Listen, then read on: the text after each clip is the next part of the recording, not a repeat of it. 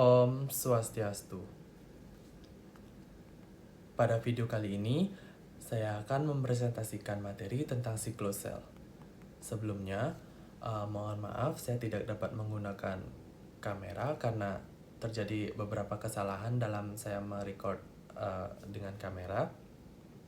Nah, sebelumnya, izinkan saya memperkenalkan diri terlebih dahulu. Saya Imade Fajar Agung Bagastita dengan NIM 22701211151. Saya dari SGD 14. Pada kesempatan kali ini, saya akan memaparkan atau mempresentasikan materi tentang siklosel. Nah, siklosel merupakan peristiwa atau pertumbuhan sel dengan tahapan-tahapan tertentu. Nah, setelah melalui semua tahapan tersebut, akan kembali kepada tahapan semula. Nah, siklosel juga dapat digambarkan sebagai siklus hidup suatu sel. Nah, siklosel ini juga terjadi pada seluruh jaringan yang mengalami pergantian sel.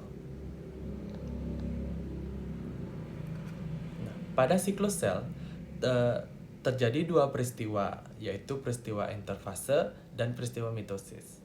Mohon maaf, sebenarnya terdapat satu peristiwa lagi, yaitu peristiwa sitokinesis.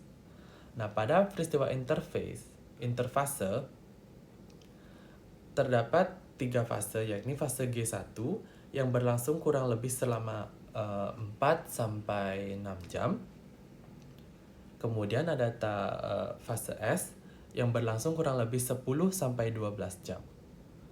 Kemudian ada fase G2 yang berlangsung sekitar 5-6 jam.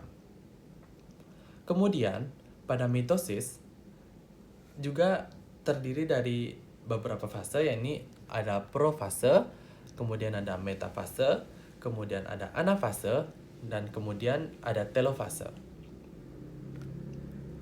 Nah, untuk interfase, ini merupakan fase yang bisa dikatakan sebagai kehidupan sehari-hari atau metabolisme sel, di mana sel memperoleh nutrisi dan metabolisme mereka, tumbuh, membaca DNA-nya, dan melakukan fungsi sel normal lainnya.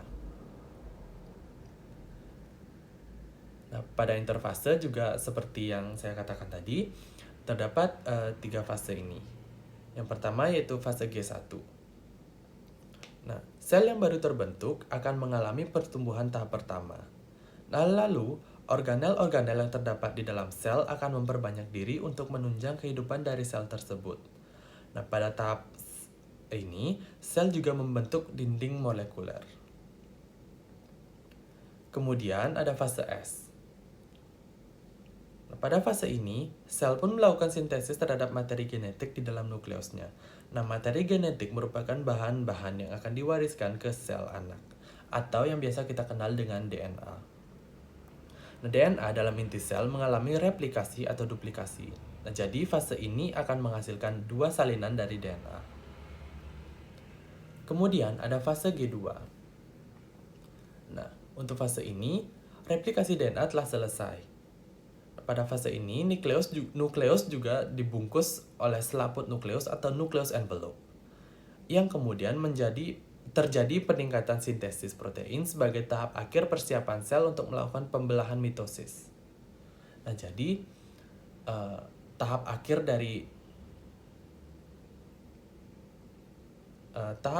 dari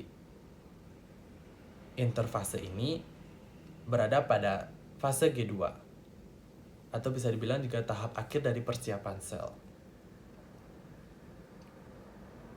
Kemudian ada tahap mitosis.